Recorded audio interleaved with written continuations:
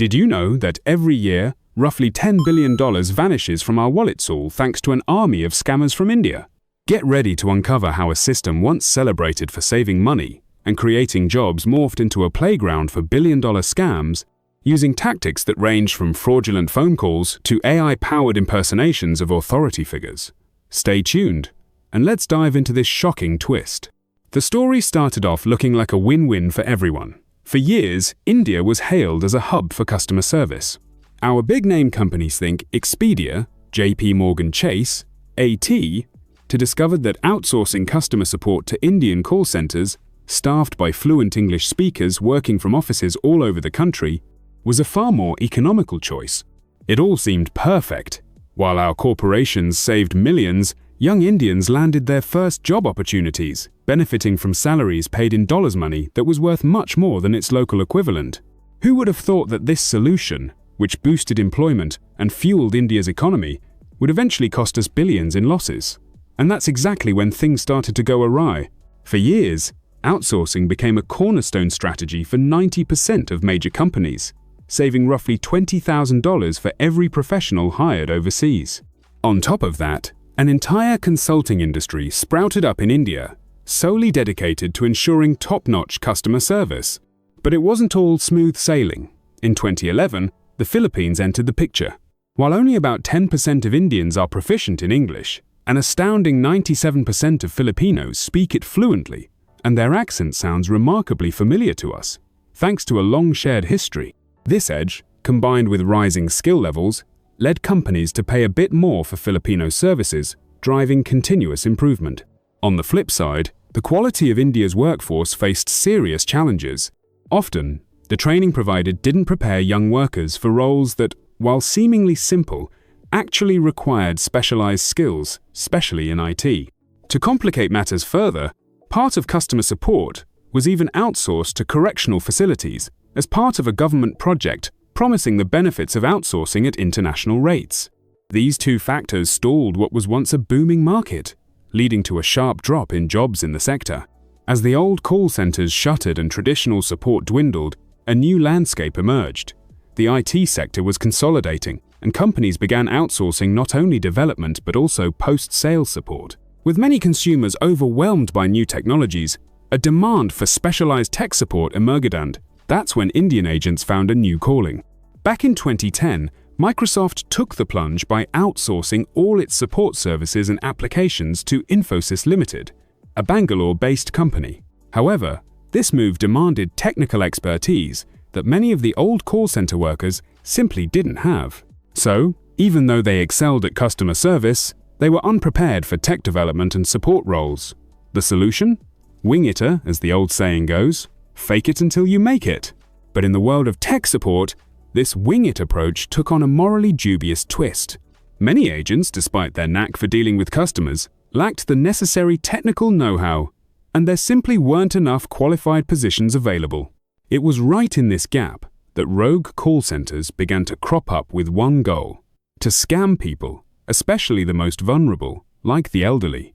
The tactic was both simple and terrifying. Scammers would call, posing as technicians from companies with Indian call centers, fabricating non-existent issues, and offering bogus services payments for which went straight into their own pockets. In another variant, these crooks impersonated IRS agents, concocting fake debts and threatening to seize assets, garnish wages, and freeze refunds. And that's how the scam that costs us roughly $10 billion every year was born.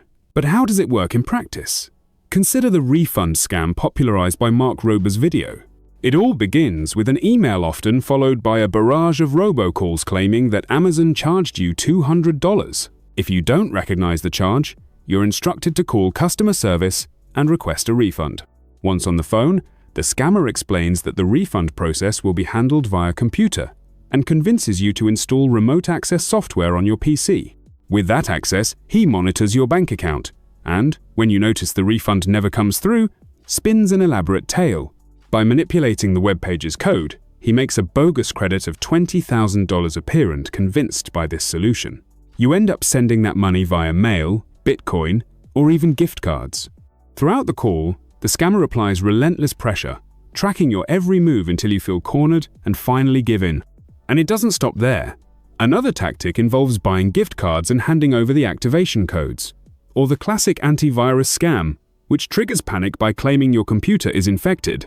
According to reports, these criminals can pull in the equivalent of a month's or even a year's income in just one night. Shocking, isn't it? You might be wondering, how did we get here? The truth is, we became so accustomed to the tech support provided by Indian call centers that the familiarity, once a mark of quality, ultimately paved the way for scammers to exploit our trust. A report from Jacobin revealed that fraudulent calls impersonating representatives from brands like Microsoft, Apple, Norton, and Amazon steadily increased, peaking during the pandemic and mainly targeting older folks. Over time, these scams grew even more sophisticated. When the old tech support schemes became less profitable, scammers began innovating by posing as IRS agents. After all, we all know how crucial it is to stay on top of our taxes, and the fear of hefty fines made this new scam particularly effective. In one call, you're told that you owe money to the IRS and that if you don't pay immediately, a squad car might be on its way to execute a warrant. The pressure is so intense that victims end up paying anywhere from a few thousand to $30,000, often using unconventional methods like Amazon or Apple gift cards. It might sound like something straight out of a movie, but these scammers are so persuasive they can convince you the IRS actually accepts this form of payment. They instruct you to head to the supermarket, buy gift cards, then call back and relay the code, and in the blink of an eye, the money lands in their pockets. And here's a detail you might not know.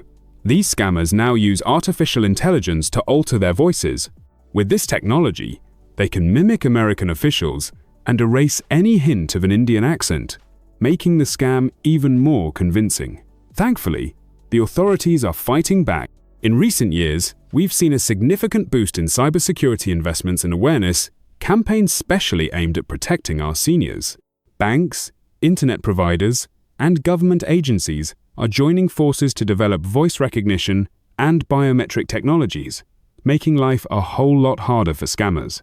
This battle is just beginning, and these innovations could soon turn the tide in our favor.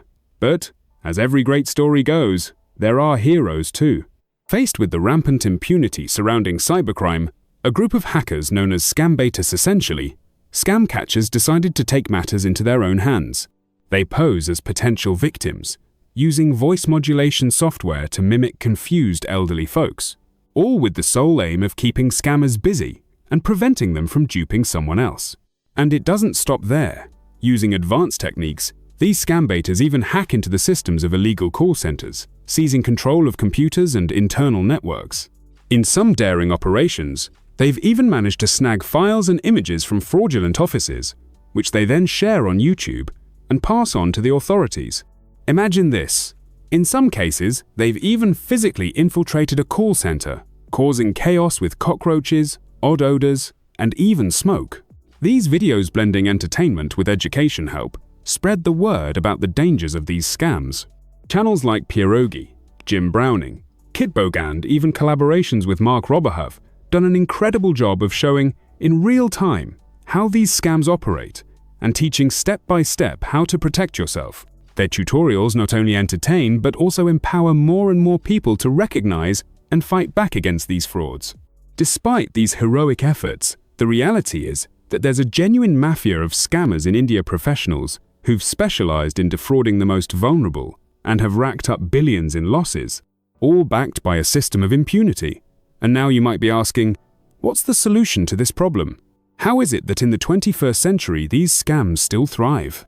The answer isn't simple, but the path forward starts with awareness and collective action. With every new scam, both the criminals and security experts evolve their tactics. If there's one thing this story teaches us, it's that fighting these frauds is an ongoing battle, with fresh challenges emerging every day. Did you like what you heard? Then give this video a thumbs up and drop a comment with your questions and thoughts. I'd love to know what you think about this scam revolution. Share it with your friends and family so more people can protect themselves from these frauds and never miss a tip. Join our community and hit that notification bell to stay in the loop.